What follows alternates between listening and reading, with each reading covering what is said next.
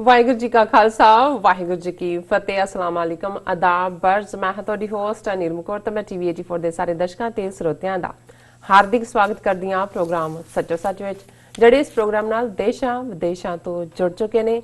Khalistan affair centre ਦੇ ਸੰਚਾਲਕ doctor Amarjit Singh ji ਰੋਜ਼ਾਨਾ ਦੀ ਤਰ੍ਹਾਂ ਸਟੂਡੀਓ ਵਿੱਚ ਮੇਰੇ ਨਾਲ ਸ਼ਾਮਲ ਨੇ। ਆਓ ਨਾ ਮਿਲ ਕੇ ਅੱਜ ਦੇ ਐਮਸੀਕਿਊ ਉੱਪਰ ਉਹਨਾਂ ਤੋਂ ਉਹਨਾਂ ਦਾ ਤਜ਼ੀਆ ਜਾਣਦੇ ਹਾਂ। ਜੀ ਡਾਕਟਰ ਸਾਹਿਬ ਵਾਹਿਗੁਰੂ ਜੀ ਕਾ ਖਾਲਸਾ ਵਾਹਿਗੁਰੂ ਜੀ ਕੀ ਫਤਿਹ। ਜੀ ਡਾਕਟਰ ਸਾਹਿਬ ਜੀ ਆਇਆਂ ਨੂੰ ਪ੍ਰੋਗਰਾਮ ਸੱਚੋ ਸੱਚ ਵਿੱਚ ਬਹੁਤ ਸ਼ੁਕਰੀਆ। ਜੀ ਡਾਕਟਰ ਸਾਹਿਬ ਅੱਜ 11 ਮਾਰਚ 2020 29 ਫੱਗਣ ਨਾਨਕਸ਼ਾਹੀ ਸੰਮਤ 551 ਦਾ ਦਿਨ ਹੈ ਤੇ ਡਾਕਟਰ ਸਾਹਿਬ ਪ੍ਰੋਗਰਾਮ ਸ਼ੁਰੂ ਕਰਨ ਤੋਂ ਪਹਿਲਾਂ ਅਸੀਂ ਹਮੇਸ਼ਾ ਤਰ੍ਹਾਂ ਆਪਣੇ ਦਰਸ਼ਕਾਂ ਤੇ ਸਰੋਤਿਆਂ ਨੂੰ ਦੱਸ ਦਈਏ ਵਿਊਅਰਸ, ਜੇ ਤੁਸੀਂ ਹੱਕ ਸੱਚ ਇਨਸਾਫ ਤੇ ਪੈਰਾ ਦਿੰਦਾ ਇੱਕੋ ਇੱਕ ਚੈਨਲ ਟੀਵੀ 84 ਨੂੰ ਦੇਖਣਾ ਚਾਹੁੰਦੇ ਹੋ ਤਾਂ ਤੁਸੀਂ ਦੇਖ ਸਕਦੇ ਹੋ spectrum cable, RCN cable, Bell 5 cable in Canada, roku, Jadoo Box, Shava, Facebook, TV84 ਦੀ ਐਪ ਰਾਹੀਂ online streaming and IP box ਤੇ ਤੁਸੀਂ TV84 ਨੂੰ ਦੇਖ ਸਕਦੇ ਹੋ। ਵਿਊਅਰਸ, ਜੇ ਤੁਸੀਂ TV84 ਨਾਲ ਜਾਂ ਪ੍ਰੋਗਰਾਮ ਸੱਚੋ ਸੱਚ ਨਾਲ ਫੇਸਬੁੱਕ ਰਾਹੀਂ ਜੁੜੇ ਹੋ ਤਾਂ ਇਸ ਨੂੰ ਵੱਧ ਤੋਂ ਵੱਧ ਲਾਈਕ ਕਰੋ ਤੇ ਸ਼ੇਅਰ ਕਰੋ ਅਤੇ ਨਾਲ ਹੀ YouTube ਤੇ ਸਬਸਕ੍ਰਾਈਬ ਵੀ ਕਰੋ। ਇਹ ਵੀ ਦੱਸ ਦਈਏ ਕਿ ਤੁਸੀਂ TV84 ਦੀ ਐਪ ਨੂੰ ਐਂਡਰੋਇਡ ਐਂਡ ਐਪ ਸਟੋਰ ਤੇ ਡਾਊਨਲੋਡ ਕਰਕੇ ਜੋ TV84 ਦੀ ਲਾਈਵ ਸਟ੍ਰੀਮ ਹੈ ਉਸ ਨੂੰ ਤੁਸੀਂ 24 ਆਵਰਸ ਦੇਖ ਸਕਦੇ ਹੋ। ਵਿਊਅਰਸ, ਹੁਣ ਅਸੀਂ ਆਪਣੇ ਪ੍ਰੋਗਰਾਮ ਦੀ ਸ਼ੁਰੂਆਤ ਕਰਨ ਜਾ ਰਹੇ ਹਾਂ। ਪ੍ਰੋਗਰਾਮ ਦੇ ਸ਼ੁਰੂ ਵਿੱਚ ਆਪਾਂ ਅੱਜ ਦੇ ਜੋ ਪ੍ਰੋਗਰਾਮ ਦੇ ਵਿੱਚ ਵਿਚਾਰੇ ਜਾਣ ਵਾਲੇ ਇਸ਼ੂ ਨੇ ਉਹਨਾਂ ਬਾਰੇ ਟੱਚ ਬੇਸ ਕਰ ਦਈਏ ਕਿ ਕਿਸ ਤਰ੍ਹਾਂ ਭਾਰਤ ਦੇ ਗ੍ਰਹਿ ਮੰਤਰੀ ਅਮਿਤ ਸ਼ਾਹ ਨੇ ਪਾਰਲੀਮੈਂਟ ਵਿੱਚ ਬੋਲਦਿਆਂ ਕਿਹਾ ਕਿ ਦਿੱਲੀ ਵਿੱਚ ਹੋਏ ਦੰਗੇ ਇੱਕ ਸੋਚੀ ਸਮਝੀ ਸਾਜ਼ਿਸ਼ ਸਨ। ਇਹ ਤਾਂ ਐਵੇਂ ਹੋਇਆ ਜਿਵੇਂ ਕਿ ਇੱਕ ਭੱਜਾ ਜਾਂਦਾ ਚੋਰ ਉਹਨਾਂ ਫੜਨ ਆਈ ਭੀੜ ਨਾਲ ਹੀ ਰਲ ਕੇ ਚੋਰ ਦਾ ਰੋਲਾ ਪਾ ਰਿਹਾ ਹੋਵੇ। ਸੋ ਮੋਦੀ ਅਮਿਤ ਸ਼ਾਹ ਦੀ ਬਿੱਲਾ ਰੰਗਾ ਦੀ ਕਾਤਲ ਜੋੜੀ ਨੇ ਜੋ ਕੁਝ 2002 ਦੇ ਵਿੱਚ ਗੁਜਰਾਤ ਵਿੱਚ ਮੁਸਲਮਾਨਾਂ ਦੇ ਨਾਲ ਕੀਤਾ ਸੀ ਉਸ ਦਾ ਹੀ ਇਹ ਜੋ ਦਿੱਲੀ ਵਿੱਚ ਜੋ ਦੰਗੇ ਹੋਏ ਨੇ ਉਸ ਦਾ ਹੀ ਇਹ ਦੁਹਰਾ ਹੈ। ਸੋ ਇਸ ਬਾਰੇ ਆਪਾਂ ਡਾਕਟਰ ਸਾਹਿਬ ਕੋਲੋਂ ਉਹਨਾਂ ਦੇ ਵਿਚਾਰ ਸੁਣਾਂਗੇ। ਸੋ ਦੂਸਰੇ ਇਸ਼ੂ ਦੇ ਵਿੱਚ ਆਪਾਂ ਗੱਲਬਾਤ ਕਰਾਂਗੇ ਕਿ ਜੋ UN ਸਿਕਿਉਰਿਟੀ ਕੌਂਸਲ ਨੇ ਅਮਰੀਕਾ ਤੇ ਤਾਲਿਬਾਨ ਵਿਚਕਾਰ ਅਮਨ ਸਮਝੌਤੇ ਤੇ ਮੋਹਰ ਲਾ ਦਿੱਤੀ ਹੈ। ਜਾਪਦਾ ਹੈ ਕਿ ਇਹ ਸਮਝੌਤਾ ਵਾਪਸ ਪਟੜੀ ਤੇ ਚੜ ਗਿਆ ਹੈ। ਇਸ ਬਾਰੇ ਆਪਾਂ ਤੁਹਾਡੇ ਨਾਲ ਵਿਚਾਰ ਸਾਂਝੇ ਕਰਾਂਗੇ ਐਂਡ ਤੀਸਰੇ ਹਿੱਸੇ ਦੇ ਵਿੱਚ ਤੀਸਰੇ ਸੈਗਮੈਂਟ ਦੇ ਵਿੱਚ ਆਪਾਂ ਗੱਲਬਾਤ ਕਰਾਂਗੇ ਕਸ਼ਮੀਰ ਮੁੱਦੇ ਤੇ। 218 ਦਿਨ ਹੋ ਚੁੱਕੇ ਨੇ ਕਸ਼ਮੀਰ ਨੂੰ ਬੰਦ ਹੋਇਆ। ਉਸੇ ਤਰ੍ਹਾਂ ਹੀ ਜੋ ਕਸ਼ਮੀਰੀ ਆਵਾਮ ਹੈ ਉਸੇ ਤਰ੍ਹਾਂ ਹੀ ਉਹ ਖੁੱਲੀ ਜੇਲ੍ਹ ਦੇ ਵਿੱਚ ਡੱਕੀ ਹੋਈ ਹੈ। ਉਸੇ ਤਰ੍ਹਾਂ ਹੀ ਜੋ ਜ਼ੁਲਮ ਨੇ ਸਤਮ ਨੇ ਉਹਨਾਂ ਦੇ ਉੱਪਰ ਹੋ ਰਹੇ ਨੇ। ਸੋ ਜੰਮੂ ਕਸ਼ਮੀਰ ਹਾਈ ਕੋਰਟ ਨੇ ਪੈਲੇਟਸ ਗਨਸ ਦੇ ਉੱਤੇ ਪਾਬੰਦੀ ਲਾਉਣ ਤੋਂ ਨਾ ਕਰ ਦਿੱਤੀ ਹੈ। ਯਾਦ ਰਹੇ ਕਿ ਇਹਨਾਂ ਪੈਲੇਟਸ ਗਨਸ ਦੇ ਨਾਲ ਹੀ ਹਜ਼ਾਰਾਂ ਕਸ਼ਮੀਰੀ ਬੱਚਿਆਂ ਦੀਆਂ ਜੋ ਅੱਖਾਂ ਦੀਆਂ ਰੋਸ਼ਨੀ ਹੈ ਉਹ ਜਾ ਚੁੱਕੀ ਹੈ। ਸੋ ਇਹ ਇਸ ਤਰ੍ਹਾਂ ਜਾਪਦਾ ਹੈ ਕਿ ਭਾਰਤ ਦੀ ਜੋ ਜੁਡੀਸ਼ਰੀ ਹੈ ਉਹ ਵੀ ਹਿੰਦੂ ਕਾਤਲਾਂ ਨਾਲ ਰਲੀ ਹੋਈ ਹੈ। ਇਸ ਬਾਰੇ ਆਪਾਂ ਵਿਚਾਰ ਜਾਣਾਂਗੇ। ਫਿਰ ਤੁਹਾਡੀਆਂ ਲਿਖਤਾਂ ਇਸ ਤੋਂ ਬਾਅਦ ਪ੍ਰੋਗਰਾਮ ਦੇ ਐਂਡ ਵਿੱਚ ਰੂਹ ਦੀ ਖੁਰਾਕ ਗੁਰਬਾਣੀ ਵਿਚਾਰਾਂ ਆਪਾਂ ਤੁਹਾਡੇ ਨਾਲ ਸ਼ੇਅਰ ਕਰਾਂਗੇ। ਸੋ ਅਸੀਂ ਚਾਹਾਂਗੇ ਕਿ ਤੁਸੀਂ ਸਾਡੇ ਨਾਲ ਇਸੇ ਤਰ੍ਹਾਂ ਹੀ ਬਣੇ ਰਹਿਣਾ। ਦੇਖਣ ਸੁਣਨ ਲਈ ਤੁਹਾਡਾ ਸਭ ਦਾ ਬਹੁਤ ਬਹੁਤ ਸ਼ੁਕਰੀਆ। ਜੀ ਡਾਕਟਰ ਸਾਹਿਬ ਕੀ ਕਹਿਣਾ ਚਾਹੋਗੇ? ਦੇਖੋ, ਜਦੋਂ ਅਸੀਂ ਇਨਸਾਨੀ ਇਤਿਹਾਸ ਦੇ ਵਿੱਚ ਜ਼ੁਲਮ ਦੀ ਗੱਲ ਕਰਦੇ ਹਾਂ ਔਰ ਜਿਨ੍ਹਾਂ ਦੇ ਹੱਥ 'ਚ ਤਾਕਤ ਆਉਂਦੀ ਹੈ, ਹਕੂਮਤ ਆਉਂਦੀ ਹੈ, ਤੇ ਕਦੇ ਇਹ ਕਿਹਾ ਜਾਂਦਾ ਸੀ ਕਿ ਭਾਈ ਕੀ ਤੂੰ ਨਵਾਬ ਹੈ, ਜਾਂ ਜਦੋਂ ਅਸੀਂ ਗ੍ਰੀਕ ਹਿਸਟਰੀ ਤੋਂ ਵੀ ਪਹਿਲਾਂ ਇਜਿਪਸ਼ੀਅਨ ਹਿਸਟਰੀ ਵੱਲ ਦੇਖਦੇ ਹਾਂ ਤਾਂ ਫਿਰ ਉਸ ਖਿੱਤੇ ਦੇ ਵਿੱਚ ਜਿਸ ਕਿਸਮ ਦਾ ਹਕੂਮਤ ਦਾ ਦੌਰਾ ਸੀ, ਜਿਸ ਕਿਸਮ ਦੇ ਫਿਰੌਨ, ਜਿਵੇਂ ਅਕਸਰ ਇਹ ਵੀ ਇੱਕ ਫਰੇਜ਼ ਇਸਤੇਮਾਲ ਕੀਤਾ ਜਾਂਦਾ ਹੈ ਕਿ ਫਲਾਣੇ ਦੇ ਵਿੱਚ ਫਿਰੌਨੀਅਤ ਹੈ। ਫਿਰੌਨੀਅਤ ਜ਼ਾਹਰ ਹੈ ਉਹ ਰੂਲਰ ਸਨ ਜਿਹੜੇ ਮਨਮਰਜ਼ੀ ਕਰਦੇ ਸੀ। ਲੇਕਿਨ ਇਹ 21ਵੀਂ ਸਦੀ ਦੇ ਵਿੱਚ ਜਿਹਨੂੰ ਦੁਨੀਆ ਦੇ ਵਿੱਚ ਕਿਹਾ ਗਿਆ ਕਿ ਜੀ ਨਿਊ ਵਰਲਡ ਆਰਡਰ, ਜਾਂ ਖ਼ਾਸ ਤੌਰ 'ਤੇ ਜਦੋਂ ਦੂਸਰਾ ਵਰਲਡ ਵਾਰ ਖ਼ਤਮ ਹੋਇਆ 1945 ਦੇ ਵਿੱਚ, ਔਰ ਉਸ ਤੋਂ ਪਹਿਲਾਂ ਜ਼ਾਹਰ ਹੈ ਕਿ 1930ਵਿਆਂ ਦੇ ਵਿੱਚ, 1920ਵਿਆਂ ਦੇ ਅਖੀਰ 'ਚ, 1930ਵਿਆਂ ਦੇ ਵਿੱਚ ਜਰਮਨ ਦੇ ਵਿੱਚ ਨਾਜ਼ੀਆਂ ਦੀ ਚੜ੍ਹਤ ਸੀ। ਇਟਲੀ ਦੇ ਵਿੱਚ ਮਸੋਲਿਨੀ, ਜਿਹਨਾਂ ਬਰਾਊਨ ਸ਼ਰਟਸ ਵਾਲੇ ਵੀ ਕਹਿੰਦੇ ਸੀ, ਉਹਨਾਂ ਦੀ ਚੜ੍ਹਤ ਸੀ। ਔਰ ਬਾਕੀ ਦੁਨੀਆ ਦਾ ਇੱਕ ਵੱਡਾ ਹਿੱਸਾ ਉਹ ਯੂਰਪੀਅਨ ਪਾਵਰਸ ਨੇ, ਉਹ ਬ੍ਰਿਟਿਸ਼ ਹੋਣ, ਫਰੈਂਚ ਹੋਣ, ਪੋਰਤੁਗੀਜ਼ ਹੋਣ, ਸਪੈਨਿਸ਼ ਹੋਣ, ਇਹਨਾਂ ਸਾਰਿਆਂ ਨੇ ਕੋਲੋਨਾਈਜ਼ ਕੀਤਾ ਹੋਇਆ ਸੀ। ਉਹਨਾਂ ਦੇ ਉੱਤੇ ਇਹਨਾਂ ਦੀਆਂ ਹਕੂਮਤਾਂ ਸੀ, ਮਨ ਚਾਹੇ ਹੁਕਮ ਚਾੜਦੇ ਸੀ, ਮਨ ਚਾਹੇ ਕਾਨੂੰਨ ਸੀ, ਔਰ ਬੰਦਿਆਂ ਨੂੰ ਜਿਹੜਾ ਇਹ ਡੰਗਰਾਂ ਵਾਂਗ ਜਿਹੜਾ ਸਮਝਦੇ ਸੀ। ਈਵਨ ਅਮਰੀਕਾ ਦੇ ਵਿੱਚ ਵੀ ਅਸੀਂ ਦੇਖਦੇ ਹਾਂ ਕਿ ਬੇਸ਼ੱਕ ਸਲੇਵਰੀ ਜਾਂ ਗੁਲਾਮੀ ਦਾ ਖਾਤਮਾ ਅਬਰਾਹਿਮ ਲਿੰਕਨ ਦੇ ਵੇਲੇ 1860ਵਿਆਂ ਦੇ ਵਿੱਚ ਹੋ ਜਾਂਦਾ ਹੈ, ਜਦੋਂ ਕਿ ਪ੍ਰੋਕਲੇਮੇਸ਼ਨ ਆਉਂਦੀ ਹੈ। ਪਰ ਅਜੇ ਵੀ ਜਦੋਂ ਦੂਸਰਾ ਸੰਸਾਰ ਯੁੱਧ ਹੋਇਆ ਉਦੋਂ ਵੀ ਅਮਰੀਕਾ 'ਚ ਤਾਂ 1960 ਤੱਕ ਸੈਗਰੀਗੇਸ਼ਨ ਜਾਂ ਅੱਡ ਕਰਨ ਦੇ ਨਾਂ ਥੱਲੇ ਕਲਰਡ ਲੋਕਾਂ ਦੇ ਨਾਲ, ਖਾਸ ਤੌਰ ਤੇ ਕਾਲਿਆਂ ਦੇ ਨਾਲ ਬਹੁਤ ਜ਼ੁਲਮ ਹੁੰਦੇ ਸੀ। ਲੇਕਿਨ ਇੱਕ ਹੋਪ, ਇੱਕ ਆਸ ਉੱਭਰੀ ਦੁਨੀਆ ਦੇ ਵਿੱਚ।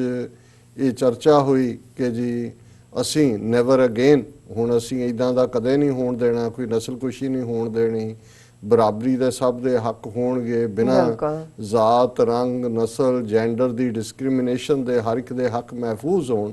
ਸੋ ਜ਼ਾਹਰ ਹੈ ਉਹਦੇ ਚੋਂ ਯੂਨਾਈਟਿਡ ਨੇਸ਼ਨਸ ਦਾ ਜਿਹੜਾ ਬਰਥ ਹੋਇਆ। ਬੇਸ਼ੱਕ ਉਸ ਤੋਂ ਪਹਿਲਾਂ ਲੀਗ ਆਫ ਨੇਸ਼ਨਸ ਐਗਜ਼ਿਸਟ ਕਰਦੀ ਸੀ, ਪਰ ਉਹ ਜਿਹੜੀ ਹੈ ਨਾਕਾਮਯਾਬ ਰਹੀ। ਸੋ ਉਹਦੇ ਚੋਂ ਹੀ ਫਿਰ ਅਸੀਂ ਹਿਊਮਨ ਰਾਈਟਸ ਦੇ ਚਾਰਟਰ ਦੀ ਗੱਲ ਦੇਖਦੇ ਹਾਂ। ਉਸ ਤੋਂ ਬਾਅਦ ਜਨੀਵਾ ਪ੍ਰੋਟੋਕੋਲਸ ਦੇ ਥੱਲੇ, ਜਨੀਵਾ ਕਨਵੈਨਸ਼ਨਸ ਦੇ ਥੱਲੇ ਹੋਰ ਬਹੁਤ ਕੁਝ ਹੁੰਦਾ। ਔਰ ਇਹ ਦੱਸਣ ਦੇ ਲਈ ਕਿ ਭਾਈ ਜਿਹੜੇ ਲੋਕ ਵਾਰ ਕ੍ਰਿਮੀਨਲ ਨੇ, ਜਿਨ੍ਹਾਂ ਨੇ ਜ਼ੁਲਮ ਕੀਤੇ ਨੇ, ਉਹ ਵਾਰ ਕ੍ਰਿਮੀਨਲ ਨੇ, ਉਹਨਾਂ ਨੂੰ ਸਜ਼ਾਵਾਂ ਦਿੱਤੀਆਂ ਜਾਣ। ਜਰਮਨ ਦੇ ਸ਼ਹਿਰ ਨੁਰਮਬਰਗ 'ਚ, ਜਿੱਥੇ ਕਿ ਕਦੇ ਨਾਜ਼ੀਆਂ ਨੇ ਦੂਸਰਿਆਂ ਨੂੰ ਤਸੀਹੇ ਦਿੱਤੇ ਸੀ, ਉੱਥੇ ਜਾ ਕੇ ਅਦਾਲਤਾਂ ਬਣੀਆਂ, ਟਰਾਇਲ ਚੱਲੇ। ਨੁਰਮਬਰਗ ਟਰਾਇਲ ਉਹਨਾਂ ਨੂੰ ਕਿਹਾ ਜਾਂਦਾ ਹੈ।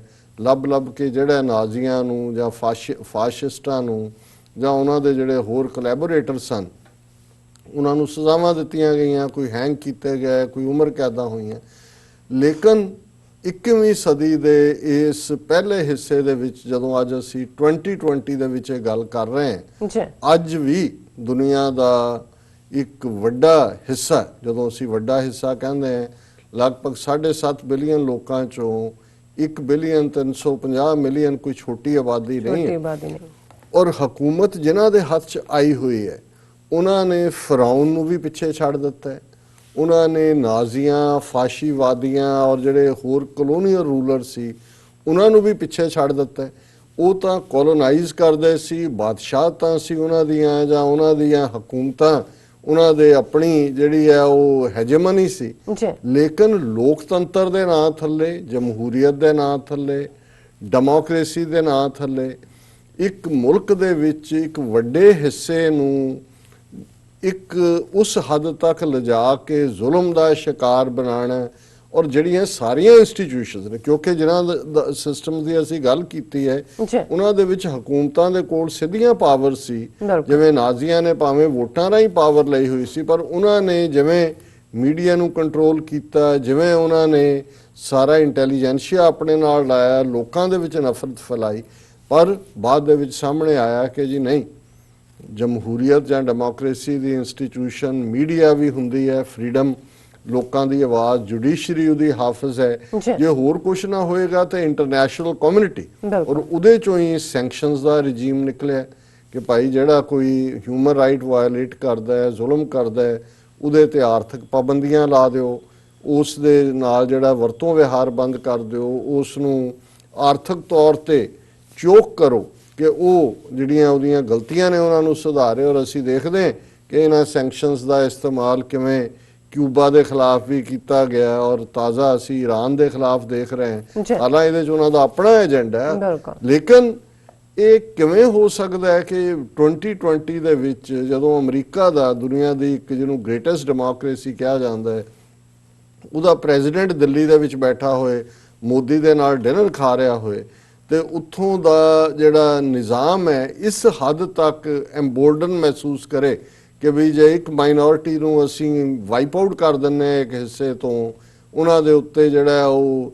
ਹਿੰਸਕ ਭੀੜਾਂ ਨੂੰ ਛੱਡ ਦਿੰਦੇ ਆ। ਹਜ਼ਾਰਾਂ ਬੰਦੇ ਯੂਪੀ ਤੋਂ, ਹਰਿਆਣੇ ਤੋਂ ਲਿਆ ਕੇ 24 ਘੰਟੇ ਪਹਿਲਾਂ ਸਕੂਲਾਂ 'ਚ ਰੱਖੇ ਗਏ। ਔਰ ਇਹ ਗੱਲ ਮੈਂ ਨਹੀਂ ਕਹਿ ਰਿਹਾ, ਦਿੱਲੀ ਵਾਲਿਆਂ ਦੇ ਮਾਈਨੋਰਿਟੀ ਕਮਿਸ਼ਨ ਦਾ ਚੇਅਰਪਰਸਨ ਕਹਿ ਰਿਹਾ। ਔਰ ਤੁਸੀਂ ਇੱਕ ਖੂਨ ਦੀ ਹੋਲੀ ਉਹਨਾਂ ਦੇ ਨਾਲ ਖੇਡੋ।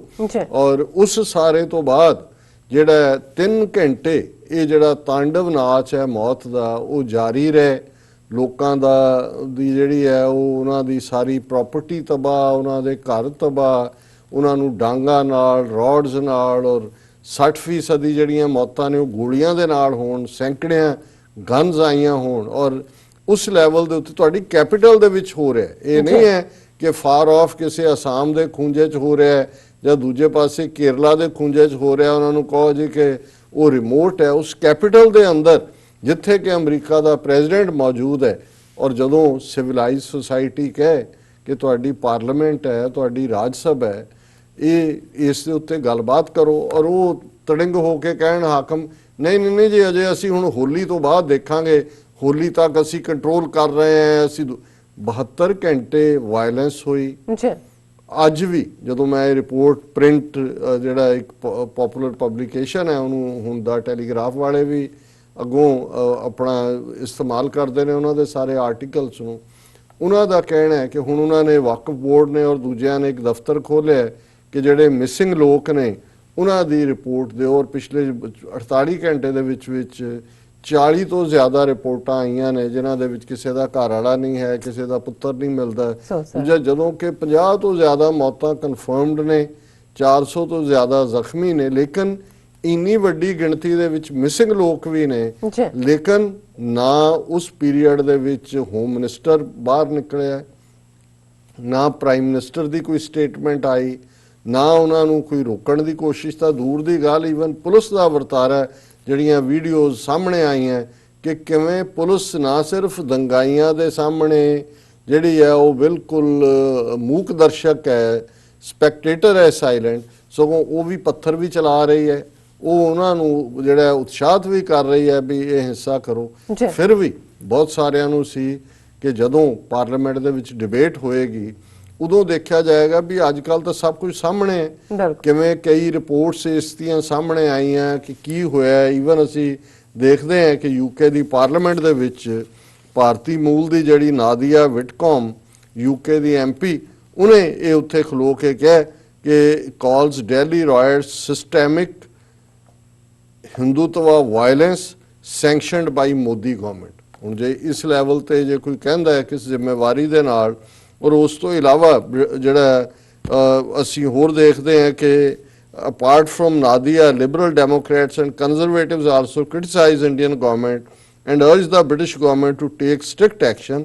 ਈਵਨ ਟੋਰੀ ਪਾਰਟੀ ਦੇ MP ਰਿਚਰਡ ਗ੍ਰਾਮ ਨੇ ਤਾਂ ਕਿਹਾ ਕਿ ਬਈ ਇਹ ਜਿਹੜਾ ਸ਼ੌਕਿੰਗ ਆਰਕੈਸਟ੍ਰੇਟਡ ਸੈਕਟੇਰੀਅਨ ਵਾਇਲੈਂਸ ਹੈ ਜੋ ਵੀਡੀਓਜ਼ ਤੋਂ ਸਾਹਮਣੇ ਆਉਂਦੀ ਹੈ, ਔਰ ਉਹ ਮਿਨਿਸਟਰ ਨੂੰ ਕਿਹਾ ਕਿ invite the UK Indian high commissioner to his office to discuss the deep concern, ਕਿ ਉਹਨੂੰ ਇੱਥੇ ਤਲਬ ਕਰੋ ਔਰ ਪੁੱਛੋ ਕਿ ਬਈ ਇਹ ਕੀ ਹੋ ਰਿਹਾ ਹੈ। ਸੋ ਜ਼ਾਹਰ ਹੈ ਅਮਰੀਕਾ ਦੇ ਵਿੱਚ ਇਸ ਦੇ ਉੱਤੇ ਕਿਸ ਲੈਵਲ ਦਾ ਜਿਹੜਾ ਹੈ ਉਹ ਉਹਨੇ ਬਰਨੀ ਸੈਂਡਰਸ ਹੋਏ, ਐਲਿਜ਼ਾਬੈਥ ਵਾਰਨ ਹੋਏ, ਉਹਨਾਂ ਸਾਰਿਆਂ ਨੇ ਇਸ ਦੇ ਉੱਤੇ ਕੰਸਰਨ ਸ਼ੋਅ ਕੀਤੇ। ਲੇਕਿਨ ਦਿਲਚਸਪ ਪਾਰਟ ਇਹ ਹੈ, ਔਰ ਜਿਵੇਂ ਤੁਸੀਂ ਆਪਣੀ ਪਹਿਲੀ ਬਰੀਫਿੰਗ ਦੇ ਵਿੱਚ ਕਿਹਾ ਕਿ ਚੋਰ ਕੰਧ ਟੱਪ ਕੇ ਚੋਰੀ ਕਰਕੇ ਦੌੜ ਰਿਹਾ, ਘਰ ਵਾਲੇ ਜਾਗ ਗਏ, ਸਾਰੇ ਮਗਰ ਦੌੜ ਰਹੇ ਨੇ, ਚੋਰ ਚੋਰ, ਤੇ ਉਹ ਹਨੇਰੇ ਦੇ ਵਿੱਚ ਉਹ ਚੋਰ ਜਿਹੜਾ ਹੈ ਉਹ ਵੀ ਭੀੜ ਦੇ ਵਿੱਚ ਹੀ ਸ਼ਾਮਲ ਹੋ ਜਾਂਦਾ ਤੇ ਉਹ ਵੀ ਉੱਚੀ ਉੱਚੀ ਰੌਲਾ ਪਾ ਰਿਹਾ ਚੋਰ ਚੋਰ।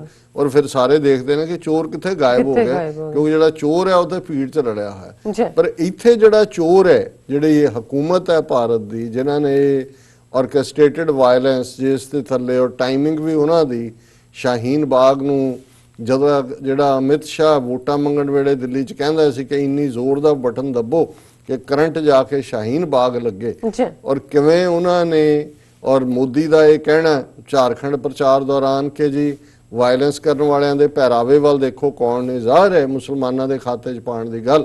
ਔਰ ਫਿਰ ਜਿਵੇਂ ਉਹਨਾਂ ਨੇ ਇਹ ਮਿੱਥਿਆ ਕਿ ਇਹਨਾਂ ਨੂੰ ਅਸੀਂ ਸਬਕ ਸਿਖਾਉਣਾ, ਕਿਵੇਂ ਵਾਇਲੈਂਸ ਪਲਾਨ ਕੀਤੀ ਗਈ, ਕਿਵੇਂ ਬਿਨਾਂ ਡਰ ਤੋਂ ਉਸ ਨੂੰ ਐਗਜ਼ੀਕਿਊਟ ਕੀਤਾ ਗਿਆ, ਔਰ ਇਵੈਂਚੁਅਲੀ ਜੋ ਇਸ ਪਾਰਲੀਮੈਂਟ ਦੀ ਡਿਬੇਟ ਦੇ ਵਿੱਚ ਨਿਕਲਿਆ।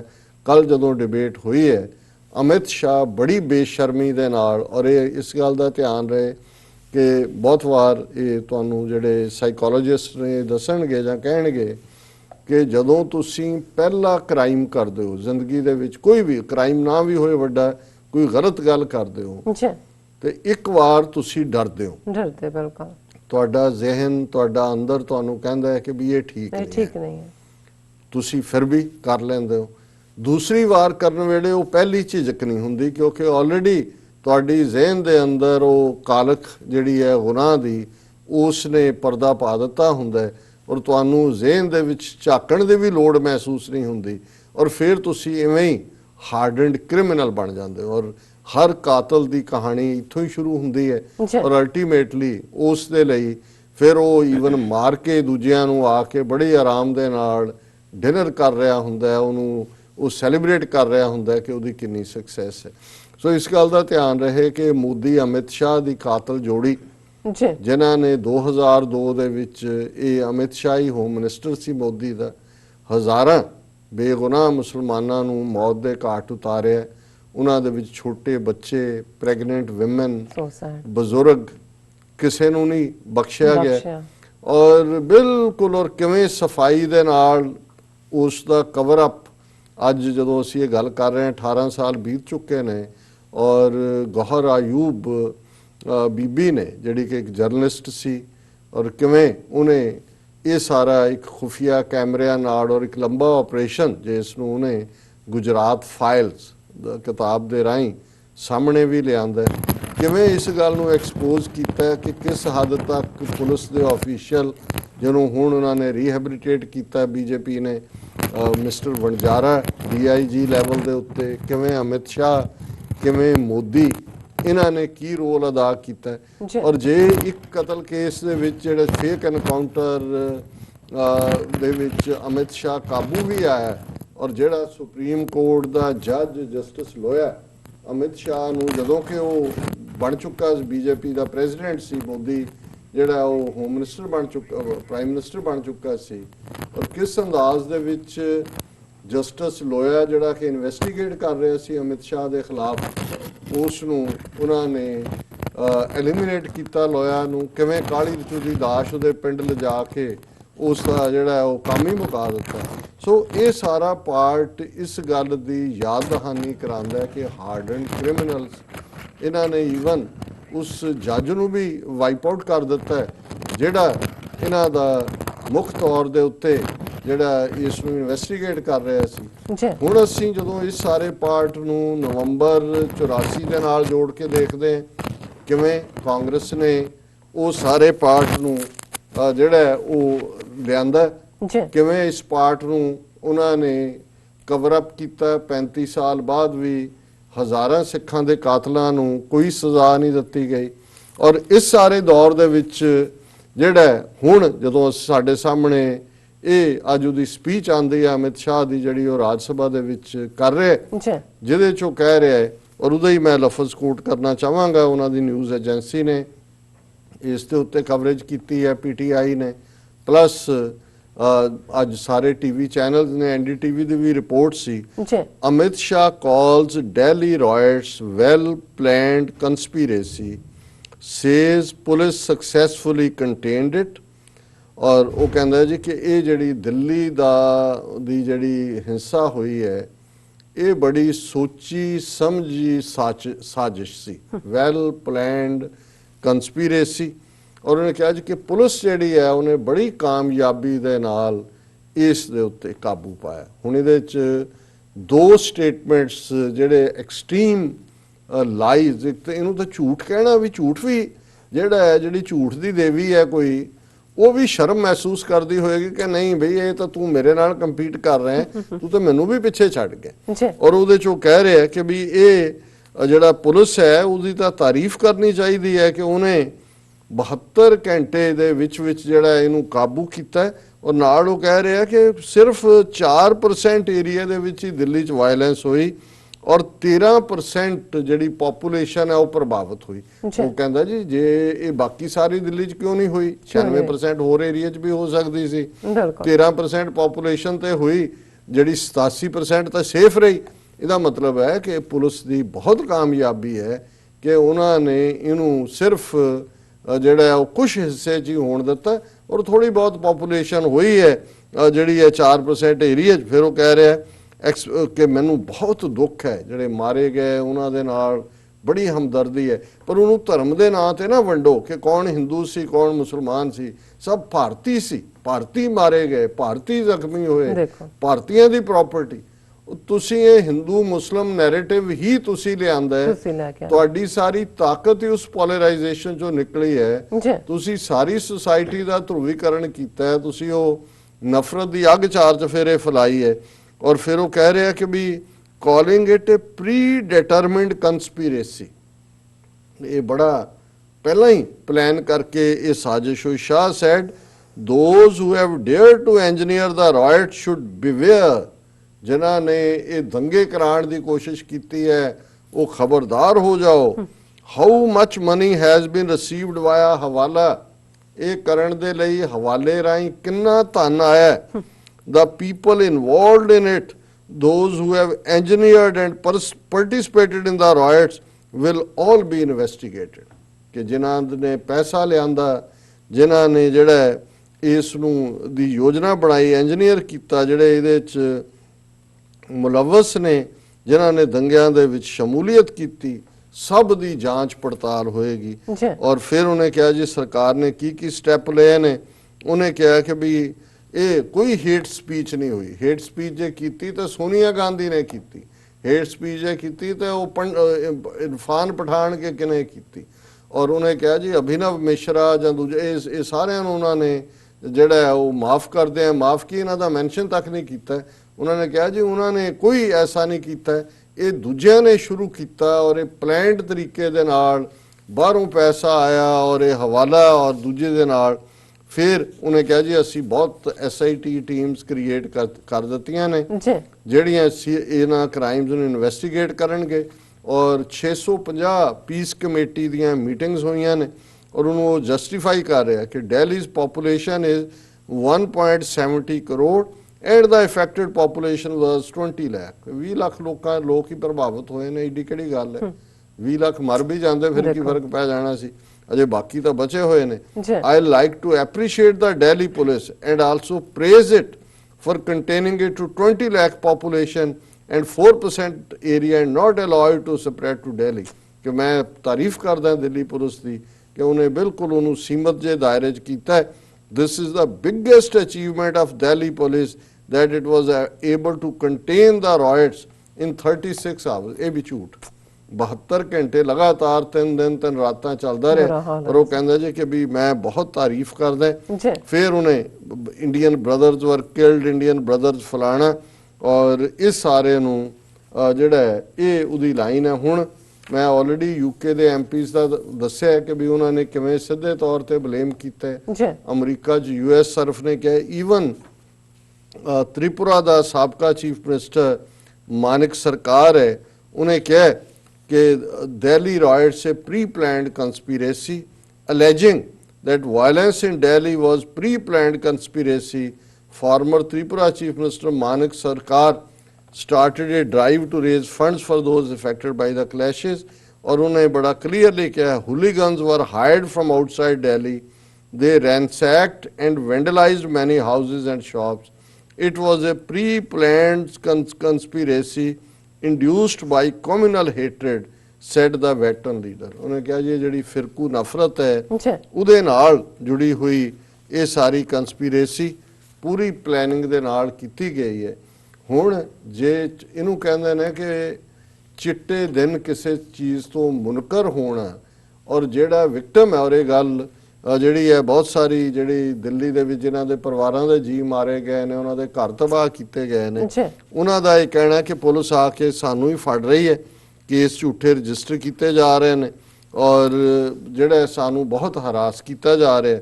ਔਰ ਇਹ ਜਿਹੜਾ ਹਵਾਲਾ ਕਾਂਡ ਦੀ ਗੱਲ ਕਰ ਰਿਹਾ ਜੀ, ਪੈਸਾ ਬਾਹਰੋਂ ਆਇਆ, ਜਿੰਨਾ ਪੈਸਾ ਇਸ ਵੇਲੇ BJP ਦੇ ਕੋਲ ਹੈ। ਹੁਣ ਜਦੋਂ ਇੱਕ ਤੋਂ ਬਾਅਦ ਇੱਕ ਬੈਂਕ ਕਲੈਪਸ ਹੋ ਰਹੇ ਨੇ ਔਰ ਜਿਵੇਂ ਇੱਕ ਤੋਂ ਬਾਅਦ ਇੱਕ ਇਹਨਾਂ ਦੇ ਸਕੈਂਡਲ ਸਾਹਮਣੇ ਆ ਰਹੇ ਨੇ ਔਰ ਬਹੁਤਿਆਂ ਦਾ ਧਿਆਨ ਕਿਉਂਕਿ ਸਕੈਂਡਲਾਂ ਵੱਲ ਜਾਂਦਾ ਹੈ। ਔਰ ਹੁਣ ਇਹ ਵੀ ਗੱਲ ਸਾਹਮਣੇ ਆਈ ਕਿ ਕਿਵੇਂ ਈਵਨ ਜਿਸ ਸਕੈਂਡਲ 'ਚ ਸਿੱਧੇ ਤੌਰ ਤੇ ਇਨਵੋਲਵ ਨੇ, ਜਿਹੜਾ ਕਪੂਰ ਯਸ ਬੈਂਕ ਦਾ ਕਰਤਾ ਧਰਤਾ BJP ਦਾ ਬੰਦਾ ਹੈ, ਲੇਕਿਨ ਹੁਣ ਇਹ ਚਰਚਾ ਚੱਲ ਰਹੀ ਹੈ ਕਿ ਕਿਵੇਂ ਇਹ ਜਿਹੜਾ ਮਾਧਵ ਰਾਓ ਸਿੰਧੀਆ ਦਾ ਬੇਟਾ, ਸਿੰਧੀਆ ਕਾਂਗਰਸ ਦਾ ਜਨਰਲ ਸੈਕਟਰੀ ਸੀ, ਕਿਵੇਂ ਉਹਨੇ ਜਿਹੜਾ ਉਹ 20-22 MLA ਨਾਲ ਲੈ ਕੇ ਅਬ ਰਿਜ਼ਾਈਨ ਕੀਤਾ ਕਾਂਗਰਸ ਤੋਂ, ਬੀਜੇਪੀ ਜੁਆਇਨ ਕਰ ਰਹੇ। ਹੁਣ ਇਹ ਵੀ ਗੱਲ ਸਾਹਮਣੇ ਆਈ ਹੈ ਕਿ ਅਸਲ 'ਚ ਉਹ ਕਪੂਰ ਜਿਸ ਘਰ ਦੇ ਵਿੱਚ ਰਹਿੰਦਾ ਸੀ ਬੰਬੇ 'ਚ, ਜਿੱਥੇ ਲੱਖਾਂ ਕਰੋੜਾਂ ਦੇ ਜਿਹੜਾ ਉਹ ਬਿੱਲ ਜਿਹੜਾ ਉਹ ਉਤਾਰਦਾ ਹੋਏਗਾ, ਉਹ ਇਸ ਸਿੰਧੀਆ ਦਾ ਹੀ ਸੀ।